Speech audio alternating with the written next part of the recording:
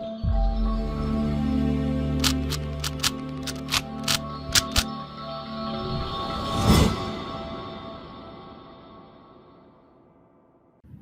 Guys, welcome to Vibha classes. फिर से आज स्टार्ट करते हैं 10 कदम सीरीज का पार्ट 7। आई होप आप लोगों के लिए ये सीरीज काफी यूजफुल रही होगी।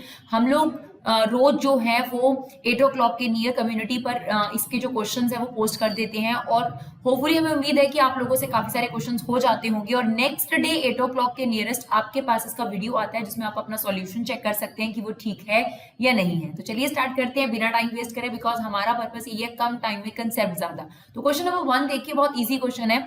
आपके पास ए सेट दे रखा है और एट जॉइंट ऑफ ए निकालना है। देखिए हमारे पास जो ये क्वेश्चंस हैं ये हमें कहीं से नहीं मिले। ज्यादातर आप देखेंगे जो पेपर्स हो रहे हैं स्कूल्स में आसपास वो हम लोग पेपर्स ले रहे हैं, या फिर जो सैम्पल पेपर्स ओसवाल है या फिर अरिहंत है या फिर एनसीईआरटी एग्जामिनर के क्वेश्चन है, हम लोग वही चीजें ले रहे हैं। मतलब एज सच कोई ये नहीं है कि आपको इन्हीं क्वेश्चंस में से एग्जाम बनने वाला है, बिल्कुल नहीं। पर हाँ, अगर आप इनकी प्रैक्टिस करेंगे तो आप एमसीक्यूज पर इतनी अच्छी पकड़ बना चुके होंगे कि आपके लिए किसी भी तरह के क्वेश्चंस की दिक्कत महसूस नहीं होगी। तो चलिए फटाफट देखते हैं। मैट्रिक्स का एडजॉइंट बहुत सिंपल होता है। मैट्रिक्स का एडजॉइंट लेना, सबसे पहले जो ये वाला डायगोनल होता है इसके हम क्या करते हैं, प्लेसेस चेंज कर देते हैं। देखिए तो हमने इसके डायगोनल के क्या कर दिए, प्लेसेस चेंज कर दिए। फिर जो दूसरा डायगोनल होता है उसके हम साइन चेंज कर देते हैं, तो ये हो जाएगा नेगेटिव और ये भी हो गया नेगेटिव। तो आप देख सकते हैं कौन सा ऑप्शन करेक्ट है। ध्यान से देखिएगा, बहुत नियरेस्ट लिखता है, बहुत ध्यान से देखने की जरूरत है। कई बार बच्चे आंसर ठीक ले लेते हैं बट टिक करते वक्त गलती कर देते हैं, तो वहां पर आपका कोई क्लैरिफिकेशन नहीं ले पाएगा कि आपने ठीक करा था। तो ध्यान से 4 - 3 - 1 2, क्योंकि सारी फिगर बहुत नियरेस्ट है, तो ऑप्शन डी यहाँ पर करेक्ट है। राइट, चलिए देखिए। If the area of triangle is 4 square unit with vertices this, find the value of के। सबसे पहले तो एरिया ऑफ ट्राइंगल का फॉर्मूला क्या होता है, डिटरमिनेंट चैप्टर में हमने पढ़ा है half, x1 y1 1, x2 y2 1, x3 y3 1। Now area of triangle हमें पहले से दे रखा है, ऑलरेडी 4 है, तो आपने एरिया की जगह तो 4 पुट कर दिया। Right, half as it is. x1 y1 हो गया k, 0। दूसरा वर्टिसेस क्या है हमारे पास, 4, 0, तो x2 y2 की जगह हमने 4, 0 रख दिया, देख सकते हैं आप, और x3 y3 की जगह 0, 2। अब आपने क्या करना है बच्चों, अब आपने नॉर्मली एक्सपैंड करना है, जैसे आप डिटरमिनेंट को एक्सपैंड करते हैं। तो k एज इट इज 0 - 2, 0 के अलॉन्ग तो लिखने की जरूरत नहीं है, 1 का एक्सपैंड करेंगे तो 8 - 0। राइट, तो ये आ गया, ये जो 2 था इससे हमने इसको मल्टीप्लाई कर दिया गया। 8 इज इक्वल टू मॉडुलस के अंदर, कभी भी मॉडुलस के अंदर अगर वेरिएबल हो तो हम नहीं जानते कि उस वेरिएबल की वैल्यू क्या है, तो जब भी मॉडुलस हटाते हैं तो जो उसके सामने वाली साइड होती है उस पर प्लस माइनस लग जाता है, इसको याद रखिएगा हमेशा।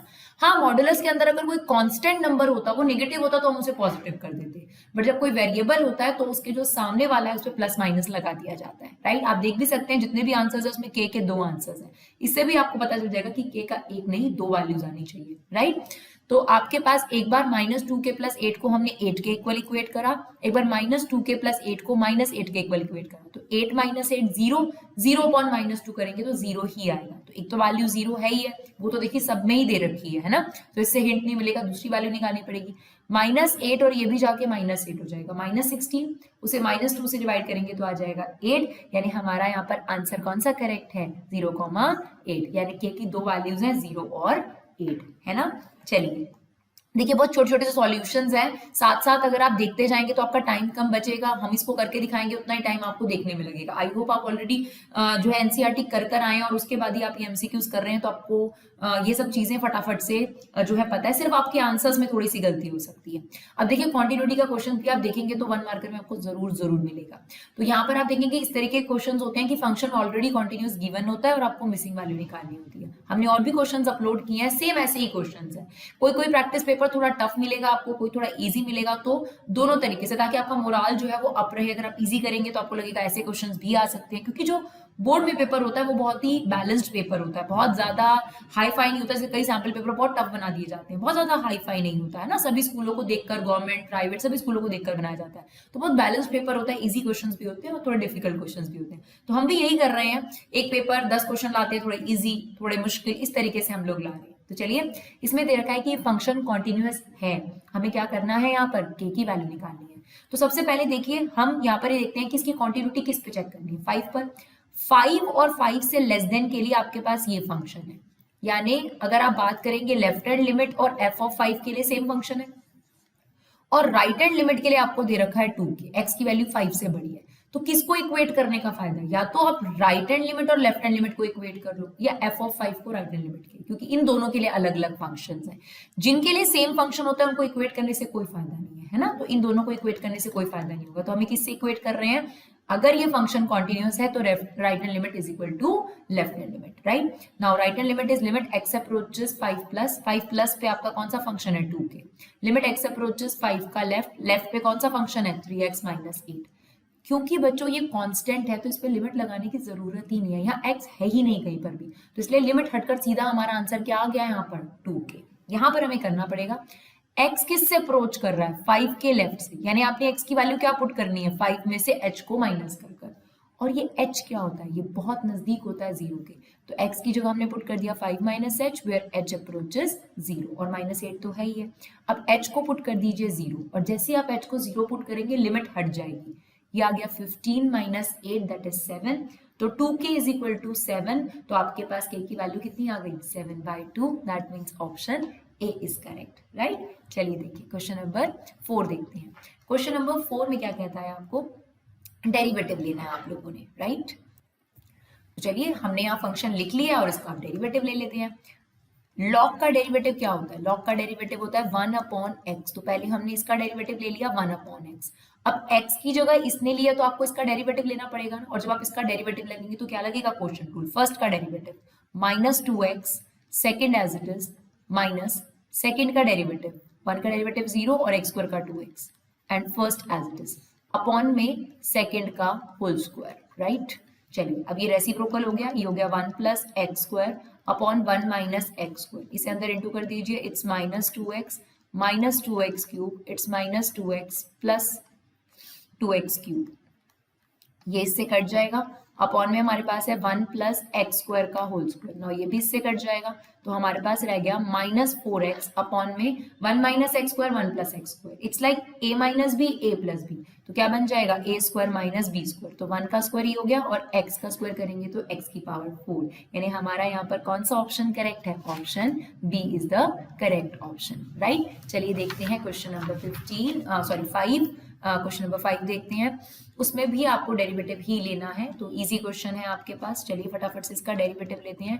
cos इनवर्स e की पावर x, तो cos का डेरिवेटिव क्या होता है? जितने भी cos के या c के डेरिवेटिव है नेगेटिव में 1 अपॉन √1 माइनस एक्स स्क्वायर, तो हमने पहले इसका स्क्वायर लेना है और फिर इसने x की जगह लिया तो इसका डेरिवेटिव दोबारा, तो ये आ गया -e की पावर x √1 माइनस पावर से मल्टीप्लाई हो जाएगी e की पावर 2x, तो कौन सा ऑप्शन करेक्ट है? ऑप्शन सी करेक्ट है। चलिए देखते हैं आगे के क्वेश्चंस।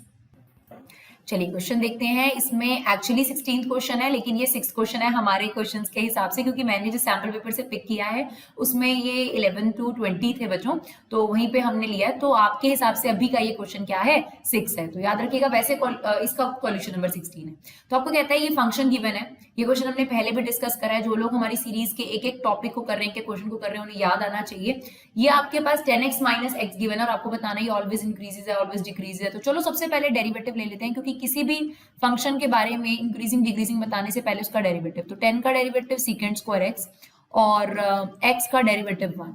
तो हमारे पास एक आइडेंटिटी है, अगर आपको याद हो तो 1 plus 10 square theta is equal to second square theta. तो सेकंड स्क्वायर थीटा -1 किसके इक्वल हो जाएगा? इस 10 स्क्वायर थीटा।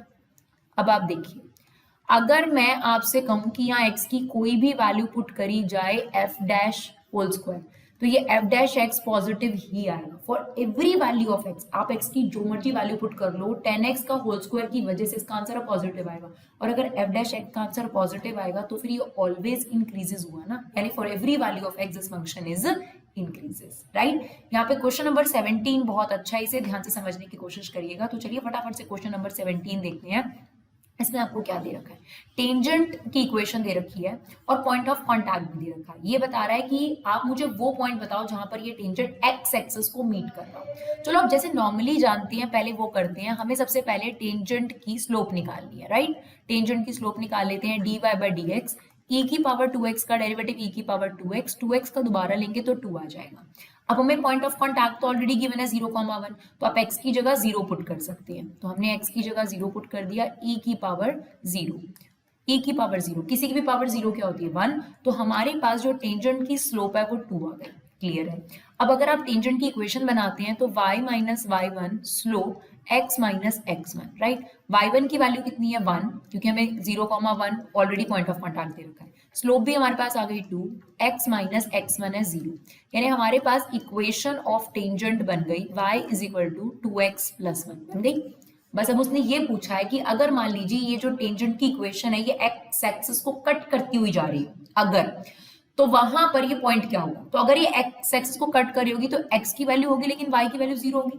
बस अब ये जो पॉइंट होगा, क्योंकि ये टेंजेंट को सेटिस्फाई करेगा, यही पूछ रहा है ना वो। देखिए आपको कर्व दिया हुआ था, पॉइंट ऑफ कांटेक्ट दिया हुआ था, तो टेंजेंट की इक्वेशन आपने बड़े आराम से बना ली। अब वो पूछ रहा है कि अगर ये लाइन जो है यानी टेंजेंट जो है वो एक्स एक्सिस को कट करे तो वो पॉइंट ऑफ कांटेक्ट क्या होगा, यानी पॉइंट के कोऑर्डिनेट क्या होंगे। तो सिंपल सी बात है, वहां y0 होगा, तो यहाँ पर आप y0 पुट कर दीजिए, इट्स 2x प्लस 1, यानी x की वैल्यू कितनी आ गई आपके पास -1/2, यानी वो पॉइंट ऑफ जो होगा जहां पर ये x एक्सिस को कट करेगी वो होगा -1/2, 0। बहुत बढ़िया क्वेश्चन है। इस पर्टिकुलर अगर मैं 10 क्वेश्चन पे बात करूं तो ये सबसे अच्छा क्वेश्चन था आपके पास, राइट। चलिए देखते हैं नेक्स्ट क्वेश्चन। इसमें आपको क्या बताना है, ये आपके पास एक फंक्शन गिवन है, आपको बताना है कि x is equal to 0 is a critical point, maxima point, minima point. तो चलिए समझते हैं कि क्या करना है इसमें। सॉल्यूशन फटाफट से स्टार्ट करते हैं। सबसे पहले देखिए मैक्सिमा मिनिमा हो या इंक्रीजिंग डिक्रीजिंग हो, एक काम आपको पक्का करना है, फंक्शन का क्या ले लेना है आपने, डेरिवेटिव। तो फटाफट से फंक्शन का ले लीजिए डेरिवेटिव। तो चलिए फटाफट से इसका डेरिवेटिव ले लेते हैं। तो इसका डेरिवेटिव कितना आएगा हमारे पास, 6x square minus 12x plus 6। अब इसको जितना सिंप्लीफाई कर सकते हो कर लीजिए, 6 कॉमन ले लीजिए, ये आ गया आपके पास, राइट। अब यहां पर इसके फैक्टर्स अगर आप देखें तो ये बन गया x माइनस 1 का होल स्क्वायर, क्लियर। अब अगर आप इसे 0 के इक्वल रखती हैं तो x माइनस 1, तो बच्चों 6 तो वहां जाके 0 हो जाएगा, x minus 1 is equal to 0, तो x की वैल्यू आपके पास इकलौती 1 आ गई, ठीक है ना। अब ये जो है ये पॉइंट क्या है, देखिए पहला वाला तो कट ही गया क्योंकि x इज इक्वल टू 0 तो हमारा आ गया। इन तीनों में से कोई ऑप्शन है, या तो ये function x is equal to 1 पे मैक्सिमा होगा, या मिनिमा होगा, या इनफ्लेक्शन होगा। मैनिमा कब होगा, जब सेकंड डेरिवेटिव पॉजिटिव होगा। मैक्सिमा कब होगा, जब सेकंड डेरिवेटिव नेगेटिव होगा। और अगर सेकंड डेरिवेटिव आपके पास 0 आ जाए तो इसे कहते हैं पॉइंट ऑफ इन्फ्लेक्शन। तो फटाफट से पहले सेकंड डेरिवेटिव ले लेते हैं यहाँ पर, क्योंकि उसी से हमें पता चलेगा कि इस फंक्शन के साथ क्या होगा। तो 6 as it is, x minus 1 का होल स्क्वायर का डेरिवेटिव लोगे तो ट्वाइस ऑफ x माइनस 1, तो ये आ गया 12 ऑफ x माइनस 1। अब हमने क्या करना है, इस सेकंड डेरिवेटिव में ये x की वैल्यू पुट करनी है, तो हमारा सेकंड डेरिवेटिव आ रहा है 0।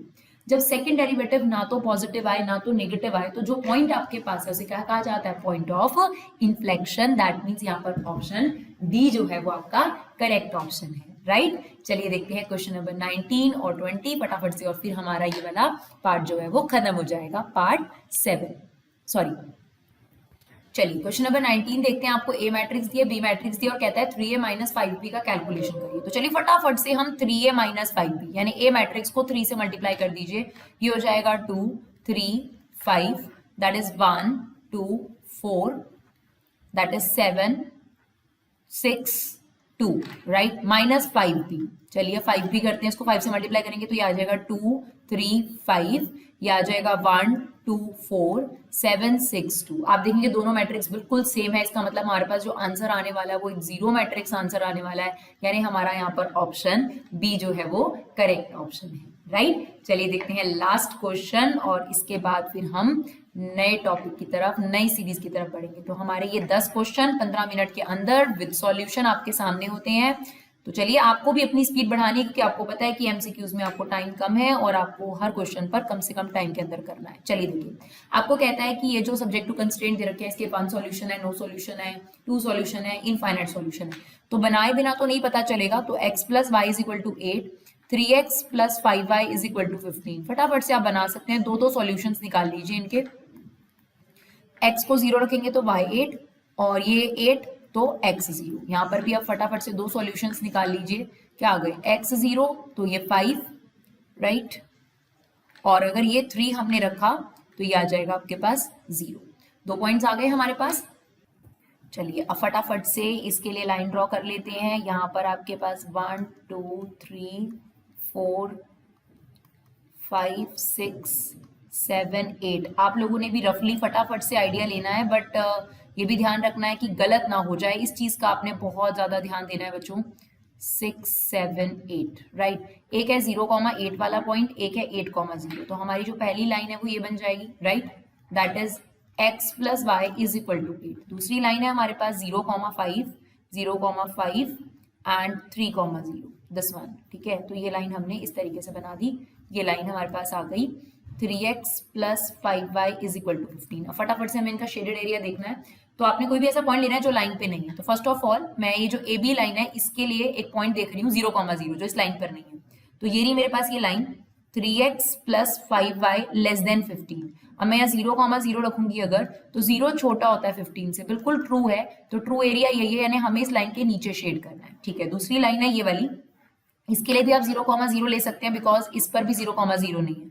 अगर हम 0 रखें तो 0 बड़ा होता है 8 से, तो हमने नीचे का एरिया लिया था, ये ट्रू एरिया ना होकर फॉल्स एरिया है। तो ये लाइन कह रही है ऊपर का एरिया, तो ये लाइन कह रही है ऊपर का एरिया और ये लाइन कह रही है नीचे का एरिया। तो इनका मतलब तो इसका कोई कॉमन सॉल्यूशन हो ही नहीं सकता।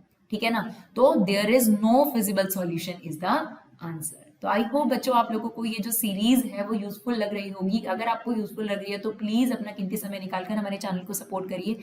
अपनी तरफ से जो भी आपको वीडियो यूजफुल लगे आप प्लीज उसे शेयर जरूर करिए, चाहे व्हाट्सएप ग्रुप पर, चाहे व्हाट्सएप स्टेटस पर, चाहे आप फेसबुक पर, जहां पर भी आप शेयर कर सकती हैं। Thank you so much guys, जो लोग हमें लगातार सपोर्ट करते हैं, अपनी कमेंट देते हैं, अपना प्रीशियस टाइम निकालकर, उनका बहुत बहुत दिल से धन्यवाद।